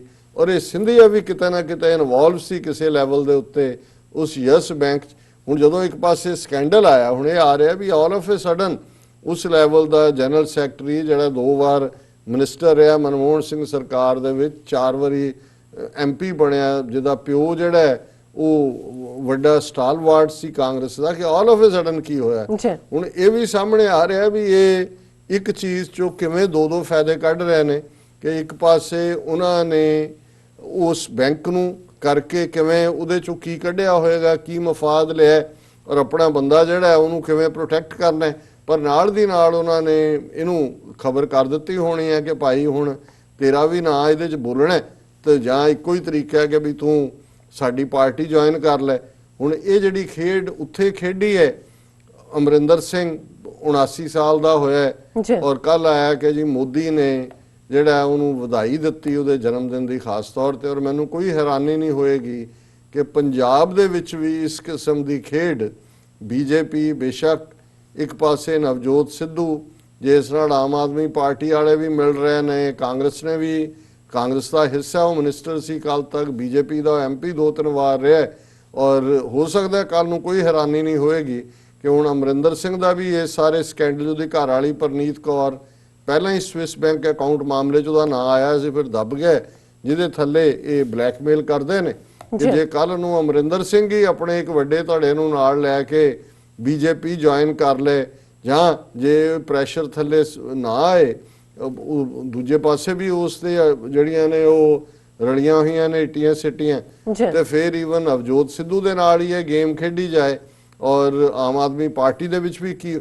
ਸੋ ਕੁੱਲ ਮਿਲਾ ਕੇ ਜਿੰਨਾ ਪੈਸਾ ਇਸ ਵੇਲੇ ਬੀਜੇਪੀ ਦੇ ਕੋਲ ਕਿਸੇ ਨੂੰ ਜੋੜਨ ਤੋੜਨ ਲਈ ਹੈ, ਜਿੰਨਾ ਬਲੈਕਮੇਲ ਜਿਸ ਹੱਦ ਤੱਕ ਜਾ ਕੇ ਆਪਣੀਆਂ investigative agencies, national security agency, CBI ਦੂਸਰਿਆਂ ਨੂੰ ਇਸਤੇਮਾਲ ਕਰਦੇ ਨੇ, ਔਰ ਜਿਸ ਹੱਦ ਤੱਕ ਜਾ ਕੇ ਈਵਨ ਜਿਹੜੀ ਡੋਨੇਟਡ ਮਨੀ ਹੈ, ਔਰ ਇਹ ਇੱਕ ਰਿਪੋਰਟ ਜਿਹਨੂੰ ਕੋਈ ਬਹੁਤਾ ਕਿਸੇ ਨੇ ਡਿਸਕਸ ਨਹੀਂ ਕੀਤਾ ਹੈ ਕਿ ADR report says bulk of political funding from unknown sources, BJP biggest beneficiary, ਕਿ ਸਭ ਤੋਂ ਜ਼ਿਆਦਾ ਜੇ ਫਾਇਦੇ 'ਚ ਹੈ ਜਿਹੜੀ ਅਨਨੋਨ, ਕਿਉਂਕਿ ਇਹ ਨਰਿੰਦਰ ਮੋਦੀ ਜਦੋਂ ਆਇਆ ਲਾਸਟ ਵੇਲੇ ਇਹਨਾਂ ਨੇ ਇੱਕ ਲਾਅ ਬਣਾਇਆ ਸੀ ਕਿ ਵੀ ਇੱਕ ਤਾਂ ਉਹ ਡੋਨੇਸ਼ਨ ਹੈ ਜਿਹਦਾ ਸੋਰਸ ਦੱਸਿਆ ਜਾਏਗਾ ਵੀ ਕੀ ਹੈ, ਪਰ ਇੱਕ ਇਹਨਾਂ ਨੇ ਕਲੌਜ਼ ਕ੍ਰੀਏਟ ਕੀਤਾ ਜਿਹਦੇ ਥੱਲੇ ਸੀ ਕਿ ਜੀ ਅਨਨੋਨ ਸੋਰਸ ਦੱਸ ਕੇ ਵੀ ਤੁਸੀਂ ਪੈਸਾ ਲੈ ਸਕਦੇ ਹੋ। ਔਰ ਇਹ reporting N analysis of income tax returns and donation statements filed by political parties with the Election Commission of India shows bulk of their funding is from unknown sources. ਹਾਲਾਂਕਿ ਦੂਸਰੀਆਂ ਪਾਰਟੀਆਂ ਦੇ ਵੀ unknown source ਨੇ, ਪਰ ਸਭ ਤੋਂ ਜ਼ਿਆਦਾ and as much as 78% of rupees, ਮੈਂ ਤਾਂ ਗਿਣ ਵੀ ਨਹੀਂ ਸਕਦਾ, 1960 crore accrued by them in financial year 2018-19 came from electoral bonds in which the highest gainer was the ruling BJP according to Association for Democratic Reform. ਹੁਣ 1960 crore almost close to 2000 crore ਰੁਪਈਆ ਐਸਾ ਹੈ ਜਿਹੜਾ ਡੋਨੇਸ਼ਨ ਚ ਆ ਰਿਹਾ ਜਿਹਦਾ ਸੋਰਸ ਨਹੀਂ ਪਤਾ ਵੀ ਕੌਣ ਦੇ ਰਿਹਾ। ਔਰ ਇਹ ਇਸ ਸਾਰੇ ਚੋਂ ਕਿਉਂਕਿ ਲੰਬੀ ਚੌੜੀ ਖਬਰ ਹੈ, ਔਰ ਇਹਦੇ ਚ ਬੀਜੇਪੀ ਨੇ ਜੋ ਡਿਕਲੇਅਰ ਕੀਤਾ ਹੈ ਡਿਊਰਿੰਗ ਫਾਈਨੈਂਸ਼ੀਅਲ ਈਅਰ 2018-19, ਇਹ ਉਹ ਹੈ ਜਿਹਦੇ ਚ ਇਲੈਕਸ਼ਨਾਂ ਵੀ ਹੋਈਆਂ ਨੇ। BJP declared rupees 1612 crore as income from unknown sources, ਕਿ 1612 ਕਰੋੜ ਰੁਪਈਆ ਬੀਜੇਪੀ ਦੇ ਇਲੈਕਸ਼ਨ ਫੰਡ ਦੇ ਵਿੱਚ ਆਇਆ ਅਨਨੋਨ ਸੋਰਸ ਤੋਂ, ਜਿਹੜਾ ਕਿ ਸਾਰੀਆਂ ਪਾਰਟੀਆਂ ਜਿਨ੍ਹਾਂ ਨੂੰ ਡੋਨੇਸ਼ਨ ਹੈ ਉਹਦਾ 64% ਹੈ। ਸੋ 64% ਹਵਾਲਾ ਮਨੀ ਤਾਂ ਇਹ ਹੈ ਬਿਲਕੁਲ। ਔਰ ਇਸ ਤੋਂ ਇਲਾਵਾ ਨੀਰਵ ਮੋਦੀ ਨੇ ਕੀ ਦਿੱਤਾ ਹੈ, ਲਲਿਤ ਮੋਦੀ ਨੇ ਕੀ ਦਿੱਤਾ ਹੈ, ਵਿਜੇ ਮਲਾਇਆ ਨੇ ਕੀ ਦਿੱਤਾ ਹੈ, ਕਿਹਨਾਂ ਚੋਰਾਂ ਨੇ ਕਿੱਥੇ ਕਿੱਥੇ ਕੀ ਕੱਟਿਆ। ਜੀ ਲੇਕਿਨ ਜਦੋਂ ਅਸੀਂ ਦੇਖਦੇ ਹਾਂ ਬਹੁਤ ਵਾਰ ਅਸੀਂ ਰੱਬ 'ਚ ਯਕੀਨ ਰੱਖਣ ਵਾਲੇ ਲੋਕ ਹਾਂ, ਪਰ ਮੈਂ ਕਈ ਵਾਰ ਸੋਚਦਾ ਵੀ ਹਾਂ ਕਿ ਇਹ ਜਿਹੜਾ ਸਾਰਾ ਨਿਜ਼ਾਮ ਹੈ, ਜਦੋਂ ਸ਼ੈਤਾਨ ਦੇ ਹੱਥ 'ਚ ਪਾਵਰ ਆਉਂਦੀ ਹੈ, ਦੁਨੀਆ ਤਾਂ ਰੱਬ ਨੇ ਬਣਾਈ ਹੈ, ਰੱਬ ਤੋਂ ਵੱਡਾ ਤਾਂ ਕੋਈ ਨਹੀਂ ਹੈ, ਕਾਇਨਾਤ ਉਸ ਦੀ ਬਣਾਈ ਹੋਈ ਹੈ, ਪਰ ਇਹ ਕਿਵੇਂ ਪੋਸੀਬਲ ਹੁੰਦਾ ਹੈ ਰੱਬ ਦੀ ਬਣਾਈ ਉਸ ਕਾਇਨਾਤ 'ਚ ਕਿ ਇਸ ਕਿਸਮ ਦੀ ਸ਼ੈਤਾਨ ਦੀ ਔਲਾਦ ਜਿਹੜੀ ਹੈ ਉਹ ਇਸ ਹੱਦ ਤੱਕ ਪਾਵਰਫੁਲ ਹੁੰਦੇ ਨੇ, ਜਿੱਥੇ ਕਰੋੜਾਂ ਲੋਕ ਉਹਨਾਂ ਦੀ ਰੋਜ਼ੀ ਵੀ ਇਹਨਾਂ ਦੇ ਸ਼ੈਤਾਨ ਦੇ ਕੋਲ ਹੁੰਦੀ ਹੈ। ਇਹਨਾਂ ਨੇ ਜਦੋਂ ਮੁੱਠੀ ਕੁੱਟਣੀ ਹੈ, ਜਿਵੇਂ ਬੈਂਕ ਕੁੱਟੇ ਨੇ, ਕਿਵੇਂ ਉਹਨਾਂ ਰੋਂਦੇ ਲੋਕਾਂ ਦੀਆਂ ਤਸਵੀਰਾਂ, ਜਿਨ੍ਹਾਂ ਚੋਂ ਕਿਸੇ ਨੇ ਗਰੀਬ ਨੇ ਆਪਣੇ ਬੱਚੀ ਵਿਆਹਣੀ ਹੈ, ਕਿਸੇ ਦਾ ਕੋਈ ਬਿਮਾਰ ਹੈ ਜੋ ਉਹਦਾ ਸਰਜਰੀ ਕਰਾਣੀ ਹੈ ਜਾਂ ਕੋਈ ਆਪਰੇਸ਼ਨ ਹੈ, ਉਹਦੇ ਲਈ ਪੈਸਾ ਹੈ, ਬੈਂਕ ਜਿਹੜੇ ਨੇ ਜਿਨ੍ਹਾਂ ਦੇ ਵਿੱਚ ਉਹਨਾਂ ਨੇ ਆਪਣੀ ਕਿਰਤ ਕਮਾਈ ਹੈ ਉਹਨੂੰ ਵੀ ਖਾ ਗਏ। ਕਿੰਨੇ ਹਜ਼ਾਰ ਕਰੋੜ ਕਿਸ ਹੱਦ ਤੱਕ ਹੈ, ਪਾਵਰ ਵੀ ਇਹਨਾਂ ਦੇ ਕੋਲ ਹੈ, ਵਾਇਲੈਂਸ ਦੇ ਨਾਂ ਥੱਲੇ ਜਿਹੜਾ ਉਹ ਬਲੱਡ ਲੈਟਿੰਗ ਹੋ ਰਹੀ ਹੈ, ਕਿੰਨਿਆਂ ਦਾ ਖੂਨ ਕਿਵੇਂ, ਜਦੋਂ ਉਹ ਤੁਸੀਂ ਉਹ ਦਿੱਲੀ ਕੈਂਪਾਂ ਵੱਲ ਦੇਖਦੇ ਹੋ, ਇੰਨਾ ਵੱਡਾ ਕੈਂਪ ਲੱਗਾ ਹੋਇਆ ਹੈ, ਜੇ ਉੱਥੋਂ ਦੇ 20 ਲੱਖ ਲੋਕ ਪ੍ਰਭਾਵਿਤ ਨੇ, 20 ਲੱਖ ਛੋਟੀ ਫਿਗਰ ਨਹੀਂ ਹੈ, ਜਿਹਨੂੰ ਅਮਿਤ ਸ਼ਾਹ ਕਹਿ ਰਿਹਾ ਕਿ ਦੇਖੋ ਜੀ ਉਹ ਆਬਾਦੀ ਤਾਂ ਉਹਨਾਂ ਦੀ ਜਿਹੜੀ ਹੈ ਉਹ ਇੰਨੀ ਜ਼ਿਆਦਾ ਹੈ, 170 ਮਿਲੀਅਨ ਹੈ, ਉਹ ਚ ਠੀਕ ਹੈ, 20 ਲੱਖ 2 ਮਿਲੀਅਨ ਪ੍ਰਭਾਵਿਤ, ਦੇਖੋ ਜੀ ਕਿੰਨੀ ਕਾਮਯਾਬੀ ਹੈ ਦਿੱਲੀ ਪੁਲਿਸ ਦੀ। ਲੇਕਿਨ ਉਹ ਜਿਹੜੇ 20 ਲੱਖ ਲੋਕ ਰੋ ਰਹੇ ਨੇ, ਜਿਨ੍ਹਾਂ ਦੀ ਪੁਸ਼ਤਾਂ ਦੀ ਕਮਾਈ, ਘਰ, ਉਹਨਾਂ ਦੇ ਡਾਕੂਮੈਂਟ ਇਹ ਨਹੀਂ ਹੈ, ਇਹੀ 20 ਲੱਖ ਲੋਕ ਜਦੋਂ ਕੱਲ ਨੂੰ ਇਹਨਾਂ ਨੇ ਦੂਸਰਾ ਨੈਸ਼ਨਲ ਪੋਪੂਲੇਸ਼ਨ ਰਜਿਸਟਰ ਕਰਨਾ, ਇਹਨਾਂ ਨੂੰ ਵੀ ਸਟੇਟਲੈਸ ਐਲਾਨਣਾ, ਕਿਉਂਕਿ ਜੇ ਉਹਨਾਂ ਦੇ ਕੋਲ ਕੋਈ ਆਪਣੇ ਪੁਰਖਿਆਂ ਦੇ ਕੋਈ ਦੂਜੇ ਕੋਈ ਡਾਕੂਮੈਂਟ ਵੀ ਸੀ, ਸਾਰੇ ਹੀ ਸਾੜ ਦਿੱਤੇ ਗਏ। ਇਸ ਗੱਲ ਨੂੰ ਯਕੀਨੀ ਬਣਾਇਆ ਗਿਆ ਕਿ ਉਹ 3 ਕੱਪੜਿਆਂ ਦੇ ਵਿੱਚ ਨਿਕਲੇ। ਔਰ ਕਿਸ ਹੱਦ ਤੱਕ ਜਾ ਕੇ, ਇਹ ਤਾਂ ਨਹੀਂ ਹੈ ਕਿ ਅਸੀਂ ਰੱਬ ਨੂੰ ਸ਼ਿਕਵਾ ਕਰਦੇ ਹਾਂ, ਹਾਲਾਂਕਿ ਇਹਦੇ 'ਚ ਵੀ ਕੋਈ ਸ਼ੱਕ ਨਹੀਂ, ਜਦੋਂ ਹਿਊਮਨ ਸਫਰਿੰਗ ਹੁੰਦੀ ਹੈ, ਗੁਰੂ ਨਾਨਕ ਸਾਹਿਬ ਨੇ ਵੀ ਰੱਬ ਨੂੰ ਐਡਰੈਸ ਕਰਦੇ ਆ ਕਿਹਾ ਸੀ ਕਿ ਇਤੀ ਮਾਰ ਪਈ ਕੁਰਲਾਣੇ ਤੈਂਕੀ ਦਰਦ ਨਾ ਆਇਆ, ਕਿ ਇੰਨੀ ਕੁਰਲਾਟ ਹੈ, ਇੰਨੀ ਪੀੜ ਹੈ, ਤੇ ਹੇ ਵਾਹਿਗੁਰੂ, ਹੇ ਰੱਬ, ਤੈਨੂੰ ਤਰਸ ਨਹੀਂ ਆਇਆ। ਪਰ ਮੈਂ ਤਾਂ ਇਹ ਸਮਝਦਾ ਵੀ ਇਹ ਜਿਹੜੀ ਸ਼ੈਤਾਨ ਦੀ ਔਲਾਦ ਹੈ, ਕਿਵੇਂ ਕਿੱਥੋਂ ਇਹ ਪਲਦੇ ਪਲਦੇ ਪਨਪਦੇ ਕਿੱਥੋਂ ਤੱਕ ਪਹੁੰਚ ਗਏ ਨੇ, ਕਿਵੇਂ ਇਹ ਮਰਡਰਰ, ਇਹ ਕਿਲਰ ਜਿਹੜੀ ਜੋੜੀ ਹੈ ਜਿਹਨੇ 2002 ਚ ਹਜ਼ਾਰਾਂ ਬੇਗੁਨਾਹ ਮਾਰੇ, ਔਰ ਕੱਲਾ ਇਹ ਫੈਕਟਰ ਨਹੀਂ ਹੈ, 50,000 ਤੋਂ ਜ਼ਿਆਦਾ ਸਿੱਖ ਕਿਸਾਨ, ਜਦੋਂ ਮੋਦੀ ਚੀਫ ਮਿਨਿਸਟਰ ਸੀ ਗੁਜਰਾਤ ਦਾ, ਉਸ ਕੱਛ ਏਰੀਏ ਦੇ ਵਿੱਚ ਜਿਹੜੇ 1960ਵਿਆਂ ਦੇ ਵਿੱਚ ਜਾ ਕੇ ਉੱਥੇ ਇੱਕ ਲਾਲ ਬਹਾਦਰ ਸ਼ਾਸਤਰੀ ਦੀ ਇੱਕ ਸਕੀਮ ਸੀ ਕਿ ਜੀ ਬਾਰਡਰ ਏਰੀਆ ਨੂੰ ਮਹਿਫੂਜ਼ ਕਰਨ ਦੇ, ਰੇਤਲਾ ਇਲਾਕਾ, ਉੱਥੇ ਸਿੱਖ ਕਿਸਾਨਾਂ ਨੇ, ਉਹਨਾਂ 'ਚ ਕੁਝ ਜਾਟ ਵੀ ਸੀ ਹਰਿਆਣੇ ਦੇ, ਕਿ ਉਹਨਾਂ ਨੇ ਮਿਹਨਤ ਕਰਕੇ ਉੱਥੇ ਨਰਮਾ ਕਪਾਹ ਜਿਹੜੀ ਹੈ ਉਹਨੂੰ ਉਹ ਮੰਡੀ ਬਣਾ ਦਿੱਤਾ, ਸਭ ਤੋਂ ਜ਼ਿਆਦਾ ਉਹ ਪ੍ਰੋਡਿਊਸਿੰਗ ਉਸ ਏਰੀਆ 'ਚ ਬਣ ਗਿਆ। ਔਰ ਇਹ ਜਦੋਂ ਚੀਫ ਮਿਨਿਸਟਰ ਬਣਿਆ ਨੇ ਕਿਹਾ ਜੀ ਇਹ ਇਲੀਗਲ ਆਕੂਪੇਸ਼ਨ ਹੈ, ਨਿਕਲੋ। ਈਵਨ ਗੁਜਰਾਤ ਹਾਈ ਕੋਰਟ ਦਾ ਫੈਸਲਾ ਕਿਸਾਨਾਂ ਦੇ ਹੱਕ 'ਚ ਆਇਆ, ਪਰ ਇਹ ਮੋਦੀ ਉਸ ਨੂੰ ਸੁਪਰੀਮ ਕੋਰਟ 'ਚ ਲੈ ਕੇ ਗਿਆ, ਲਟਕ ਰਿਹਾ। ਔਰ ਇਨ ਦਾ ਮੀਨ ਟਾਈਮ ਗੁੰਡਿਆਂ ਦਾ ਜਿਹੜਾ ਗਰੁੱਪ ਹੈ ਉੱਥੇ ਕਿਸਾਨਾਂ ਦੇ ਉੱਤੇ ਅਟੈਕ ਕਰਦਾ ਰਿਹਾ, ਔਰ ਉਹਨਾਂ ਦੇ ਨਾਲ ਜਿਹੜਾ ਉਹ ਜ਼ੋਰ ਜ਼ਬਰਦਸਤੀ ਕੀਤੀ, ਬਹੁਤ ਸਾਰੇ ਛੱਡ ਕੇ ਵਾਪਸ ਆ ਗਏ। ਔਰ ਹੁਣ ਇਹ ਜਿਹੜੇ ਜਿਸ ਹੱਦ ਤੱਕ ਗਏ ਨੇ, ਜਿਸ ਹੱਦ ਤੱਕ ਜਾ ਕੇ ਇਹ ਇਹਨਾਂ ਦਾ ਇੱਕ ਪਾਸੇ ਕਾਨੂੰਨੀ ਲਾਈਨ ਦੇ ਥੱਲੇ, ਪਾਰਲੀਮੈਂਟ ਇਹਨਾਂ ਦੇ ਕੰਟਰੋਲ, ਔਰ ਇਹ ਇਕੱਲਾ ਨਹੀਂ ਹੈ ਜੋ ਕੁਛ ਇਹਨਾਂ ਨੇ ਮੱਧ ਪ੍ਰਦੇਸ਼ ਕੀਤਾ, ਜਾਂ ਕੱਲ ਨੂੰ ਪੰਜਾਬ 'ਚ ਵੀ ਕਰ ਸਕਦੇ ਨੇ, ਰਾਜਸਥਾਨ ਵੀ ਕਿਸੇ ਵੇਲੇ ਇਹ ਸਾਰੇ ਦਾ ਸ਼ਿਕਾਰ ਹੋ ਸਕਦਾ ਹੈ। ਇਹਦਾ ਇੱਕ ਦੂਸਰਾ ਮਕਸਦ ਸਿਰਫ ਇਹ ਹੀ ਨਹੀਂ ਹੈ ਕਿ ਸਟੇਟ ਗਵਰਨਮੈਂਟਸ ਟੌਪਲ ਕਰਨੀ ਹੈ, ਕਿਉਂਕਿ ਅਪਰ ਹਾਊਸ ਰਾਜ ਸਭਾ ਦੀਆਂ ਚੋਣਾਂ ਆ ਰਹੀਆਂ ਨੇ, ਔਰ ਰਾਜ ਸਭਾ ਇਲੈਕਸ਼ਨਾਂ ਨੂੰ ਰਾਜ ਸਭਾ ਦੇ ਜਿਹੜੇ ਉਮੀਦਵਾਰ ਨੇ ਉਹਨਾਂ ਨੂੰ ਸਟੇਟ ਲੈਜਿਸਲੇਚਰ ਕਰਦੇ ਨੇ। ਅਜੇ ਇਹਨਾਂ ਦੀ ਰਾਜ ਸਭਾ 'ਚ ਮੈਜੋਰਿਟੀ ਨਹੀਂ ਹੈ। ਪਿਛਲੀਆਂ ਇਲੈਕਸ਼ਨਾਂ ਦੇ ਵੇਲੇ ਜਿਹੜੇ ਇਹਨਾਂ ਨੇ ਆਰਟੀਕਲ 370 ਜਾਂ ਦੂਜੇ ਐਬਰੋਗੇਟ ਕੀਤੇ, ਰੀਜਨਲ ਪਾਰਟੀਆਂ ਦੀ ਬਾਂਹ ਮਰੋੜ ਕੇ ਉਹਨਾਂ ਤੋਂ ਵੋਟਾਂ ਪਵਾਈਆਂ ਨੇ। ਪਰ ਇਸ ਗੱਲ ਨੂੰ ਯਕੀਨੀ ਬਣਾਉਣਾ ਚਾਹੁੰਦੇ ਨੇ ਕਿ ਬੀਜੇਪੀ ਨੂੰ ਕਿਸੇ ਦੀ ਲੋੜ ਨਾ ਰਹੇ, ਆਪਣੇ ਬਲਬੂ ਪਾਰਲੀਮੈਂਟ ਦਾ 302 ਸੀਟਾਂ ਹੈ ਹੀ ਨੇ ਉਹਨਾਂ ਦੇ ਕੋਲ, ਕਿ ਆਪਣੇ ਬਲਬੂਤੇ ਤੇ ਅਸੀਂ ਰਾਜ ਸਭਾ ਦੇ ਵਿੱਚ ਵੀ ਕਰ ਸਕੀਏ।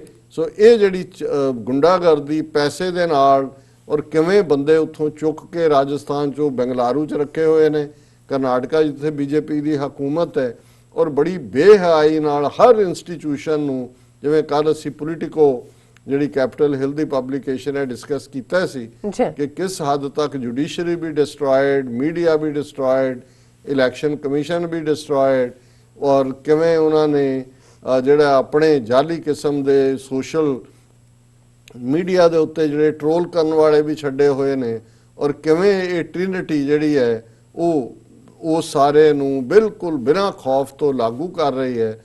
ਔਰ ਇਹ ਕਿੱਥੇ ਗਿਆ ਉਹ ਵਰਲਡ ਆਰਡਰ, ਜਿਹੜਾ ਨਿਊ ਵਰਲਡ ਆਰਡਰ ਸੀ, ਕਿੱਥੇ ਗਏ ਉਹ ਦੁਨੀਆ ਦੇ ਨਾਅਰੇ ਕਿ ਜੀ ਨੈਵਰ ਅਗੇਨ। ਨੈਵਰ ਅਗੇਨ ਉੱਥੇ ਹੀ UN ਚਾਰਟਰ ਹੈ, ਉੱਥੇ ਹੀ ਉਹ ਹਕੂਮਤਾਂ ਨੇ। ਠੀਕ ਹੈ ਅੱਜ ਦੀ ਡੇਟ 'ਚ ਤਾਂ ਮਾਈ ਕਰੋਨਾ ਪਿੱਛੇ ਪਈ ਹੋਈ ਹੈ, ਸੋ ਬਹੁਤ ਸਾਰਿਆਂ ਨੂੰ ਜਿਹੜਾ ਉਹਨੂੰ ਹੋਰ ਕਿਸੇ ਚੀਜ਼ ਦਾ ਨਹੀਂ ਸੁਝਦਾ, ਪਰ ਉਹ ਬੜੇ ਧੜੱਲੇ ਦੇ ਨਾਲ ਗੁੰਡਾਗਰਦੀ ਔਰ ਜਿਵੇਂ ਕਿਸੇ ਦਾ ਇਹ ਅਖਾਣ ਹੈ ਕਿ ਹਰ ਨਾਜਾਇਜ਼ ਕੰਮ ਜਾਇਜ਼ ਢੰਗ ਨਾਲ ਕੀਤਾ ਜਾਂਦਾ ਹੈ। ਅੱਜ ਭਾਰਤ ਦੇ ਵਿੱਚ ਜੋ ਕੁਝ ਵੀ ਹੋ ਰਿਹਾ ਹੈ ਉਹ ਜਾਇਜ਼ ਢੰਗ ਨਾਲ ਡੈਮੋਕ੍ਰੇਸੀ ਦੇ ਨਾਂ ਥੱਲੇ ਪਾਰਲੀਮੈਂਟ ਦੇ ਸਹਾਰੇ ਕੀਤਾ ਜਾ ਰਿਹਾ ਹੈ। ਬੇਸ਼ੱਕ ਆਪੋਜੀਸ਼ਨ ਮੈਂਬਰਾਂ ਨੇ ਆਪੋਜ਼ਿਟ ਬਿਆਨ ਦਿੱਤੇ, ਪਰ ਜਦੋਂ ਇਹ ਬੋਲ ਰਿਹਾ ਸੀ ਕਾਂਗਰਸ ਛੱਡ ਕੇ ਚਲੀ ਗਈ, ਫਿਰ ਇਹਨਾਂ ਦੇ ਕੋਲ ਆ ਜਾਂਦਾ ਜੀ ਤੁਸੀਂ ਵੀ ਤਾਂ ਨਵੰਬਰ 84 ਚ ਇਹ ਕੰਪੀਟੀਸ਼ਨ ਇਹਨਾਂ ਦਾ ਇਹ ਹੁੰਦਾ ਕਿ ਜੀ ਅਸੀਂ ਤਾਂ ਫਿਰ ਇੰਨੇ ਮਰੇ ਨੇ, ਤੁਸੀਂ ਤਾਂ ਉਹ ਅਜੇ 3000 ਫਿਗਰ ਹੀ ਕਹੀ ਜਾਂਦੇ ਨੇ, ਹਾਲਾਂਕਿ 10,000 ਤੋਂ ਬਿਯੋਂਡ ਔਰ 22-23 ਸੂਬਿਆਂ 'ਚ ਇਹ ਕੋਈ ਸ਼ੱਕ ਨਹੀਂ ਹੈ ਕਿ ਕਾਂਗਰਸ ਦੇ ਹੱਥ ਵੀ ਖੂਨ ਨਾਲ ਰੰਗੇ ਹੋਏ ਨੇ। ਔਰ ਜਿਵੇਂ ਉਹਨੇ ਪੋਲੀਟਿਕੋ ਨੇ ਕਿਹਾ ਸੀ Aam Aadmi party ਹਿੰਦੂਤਵਾਦੀ third party, ਉਹਨੇ ਵੀ ਜੇ ਇਹਨੇ ਅਮਿਤ ਸ਼ਾਹ ਨੇ ਦਿੱਲੀ ਪੁਲਿਸ ਦੀ ਤਾਰੀਫ ਕੀਤੀ ਹੈ ਤੇ ਕੇਜਰੀਵਾਲ ਨੇ ਵੀ ਘੱਟ ਨਹੀਂ ਕੀਤੀ, ਉਹਨੇ ਵੀ ਦਿੱਲੀ ਪੁਲਿਸ ਦੀ ਬਹੁਤ ਤਾਰੀਫ ਕੀਤੀ ਕਿ ਜੀ ਬਹੁਤ ਚੰਗਾ ਕੰਮ ਕੀਤਾ। ਔਰ ਇਸ ਸਾਰੇ ਦੇ ਵਿੱਚ ਜਦੋਂ ਚਾਰ ਚਫੇਰੇ ਇਸ ਕਿਸਮ ਦੀ ਅੱਗ ਬਲ ਰਹੀ ਹੈ, ਕੌਣ ਉੱਥੇ ਜਿਹੜਾ ਉਹ ਅਕਲੀਅਤਾਂ ਨੂੰ ਘੱਟ ਗਿਣਤੀਆਂ ਨੂੰ ਬਚਾਏਗਾ। ਲੇਕਿਨ ਮੈਂ ਡੈਸਪਰੇਟ ਨੋਟ ਤੇ ਇਹਨੂੰ ਐਂਡ ਨਹੀਂ ਕਰਨਾ ਚਾਹੁੰਦਾ ਸੈਗਮੈਂਟ ਨੂੰ। ਮੈਂ ਸਮਝਦਾ ਵੀ ਅਲਟੀਮੇਟਲੀ ਜਿੱਥੇ ਸ਼ੈਤਾਨ ਦੀ ਫਿਤਰਤ ਜ਼ੁਲਮ ਕਰਨੇ, ਨਾਪਾਕ ਕੰਮ ਕਰਨੇ, ਉੱਥੇ ਰੱਬ ਦੇ ਬੰਦਿਆਂ ਦੀ ਵੀ ਤਾਂ ਫਿਰ ਫਿਤਰਤ ਹੈ।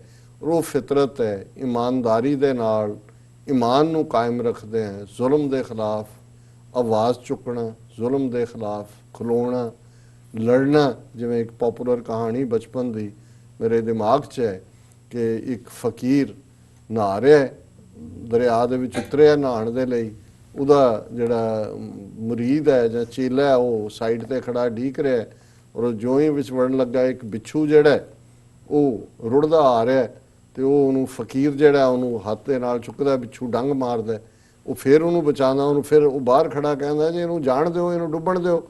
ਉਹ ਕਹਿੰਦੇ ਕਿ ਵੀ ਜੇ ਇਹ ਬਿੱਛੂ ਆਪਣਾ ਸੁਭਾਅ ਨਹੀਂ ਛੱਡਦਾ ਜਿਹੜਾ ਕਿ ਡੰਗ ਮਾਰਨ ਦਾ, ਤੇ ਇੱਕ ਫਕੀਰ ਜਿਹਦਾ ਸੁਭਾਅ ਪਰਉਪਕਾਰ ਦਾ ਹੈ, ਦੂਸਰੇ ਦਾ ਭਲਾ ਕਰਨ ਦਾ, ਉਹ ਆਪਣਾ ਸੁਭਾਅ ਕਿਉਂ ਛੱਡੇ। ਸੋ ਸ਼ੈਤਾਨ ਆਪਣੀ ਖੇਡ ਖੇਡ ਰਿਹਾ, ਖੇਡੇਗਾ। ਸੋ ਮੈਂ ਸਮਝਦਾ ਵੀ ਈਮਾਨ ਵਾਲੇ, ਸਚਾਈ ਵਾਲੇ ਸਿਰ ਜੋੜ ਕੇ ਭਾਰਤ ਦੇ ਨਕਸ਼ੇ ਦੇ ਵਿੱਚ ਅਕਲੀਅਤਾਂ ਇਸ ਸਾਰੇ ਜ਼ੁਲਮ ਨੂੰ ਵੰਗਾਰਨ, ਇਸ ਦੇ ਖਿਲਾਫ ਲੜਨ, ਔਰ ਇੰਟਰਨੈਸ਼ਨਲੀ ਵੀ ਜਿਹੜੇ ਸੱਚ ਦੇ ਵਿੱਚ ਯਕੀਨ ਰੱਖਦੇ ਨੇ ਉਹ ਇਸ ਪੀੜ ਨੂੰ ਮਹਿਸੂਸ ਕਰਨ, ਔਰ ਇਸ ਮੋਦੀ ਅਮਿਤ ਸ਼ਾਹ ਦਾ ਜਿਹੜਾ ਗੁੰਡਾ ਰਜੀਮ ਹੈ ਇਸ ਨੂੰ ਜਿਹੜਾ ਉਹ ਚੈਲੰਜ ਕਰਕੇ ਇਸ ਨੂੰ ਧਰਾਸ਼ਾਈ ਕਰਨ। ਜੀ ਡਾਕਟਰ ਸਾਹਿਬ ਤੁਹਾਡਾ ਬਹੁਤ ਬਹੁਤ ਸ਼ੁਕਰੀਆ। ਇੱਥੇ ਲੈਣੇ ਬ੍ਰੇਕ ਤੋਂ ਪਹਿਲਾਂ ਅਸੀਂ ਆਪਣੇ ਦਰਸ਼ਕਾਂ ਤੇ ਸਰੋਤਿਆਂ ਨੂੰ ਹਮੇਸ਼ਾ ਤਰ੍ਹਾਂ ਅਪੀਲ ਤੇ ਬੇਨਤੀ ਕਰਦੀ ਵਿਊਅਰਸ, ਜਿਸ ਤਰ੍ਹਾਂ ਕਿ ਤੁਸੀਂ ਜਾਣਦੇ ਹੋ ਕਿ TV 84 ਇੱਕ ਪੰਥਕ ਚੈਨਲ ਹੈ। TV 84 ਸਿੱਖਾਂ, ਕਸ਼ਮੀਰੀਆਂ ਅਤੇ ਭਾਰਤ ਦੀਆਂ ਨਾਰਥ ਈਸਟ ਸਟੇਟਾਂ ਦੇ ਲੋਕਾਂ ਦੇ ਸਵੈ ਨਿਰਣੇ ਦੇ ਹੱਕਾਂ ਦਾ ਹਾਮੀ ਹੈ। ਅਸੀਂ ਚਾਹਾਂਗੇ ਕਿ ਤੁਸੀਂ TV 84 ਦੀ ਚੜ੍ਹਦੀ ਕਲਾ ਲਈ ਵੱਧ ਤੋਂ ਵੱਧ ਡੋਨੇਟ ਕਰੋ। ਡੋਨੇਟ ਕਰਨ ਲਈ ਸਾਡੀ ਵੈਬਸਾਈਟ tv84.tv ਤੇ ਜਾ ਕੇ ਪੇਪਲ ਦੀ ਵਰਤੋਂ ਕਰਕੇ ਵਨ ਟਾਈਮ ਡੋਨੇਟ ਕਰ ਸਕਦੇ ਹੋ, ਮੰਥਲੀ ਡੋਨੇਟ ਵੀ ਕਰ ਸਕਦੇ ਹੋ। ਤੁਸੀਂ TV 84 ਦੇ ਨਾਮ ਤੇ ਚੈੱਕ ਬਣਾ ਕੇ ਸਾਨੂੰ ਮੇਲ ਵੀ ਕਰ ਸਕਦੇ ਹੋ ਸਾਡੇ ਇਸ ਪਤੇ ਤੇ 36-01 37th Avenue, Long Island City, New York 11101 USA, ਜਾਂ ਫਿਰ ਤੁਸੀਂ ਸਾਨੂੰ ਫੋਨ ਰਾਹੀਂ ਵੀ ਸੰਪਰਕ ਕਰ ਸਕਦੇ ਹੋ ਸਾਡੇ ਫੋਨ ਨੰਬਰ ਤੇ 5164060694। Thank you so much viewers. ਵਿਚਾਰਾਂ ਦਾ ਸਿਲਸਿਲਾ ਇਸ ਤਰ੍ਹਾਂ ਚੱਲਦਾ ਰਹੇਗਾ। ਮਿਲਦੇ ਹਾਂ ਛੋਟੇ ਜਿਹੇ ਬ੍ਰੇਕ ਤੋਂ ਬਾਅਦ।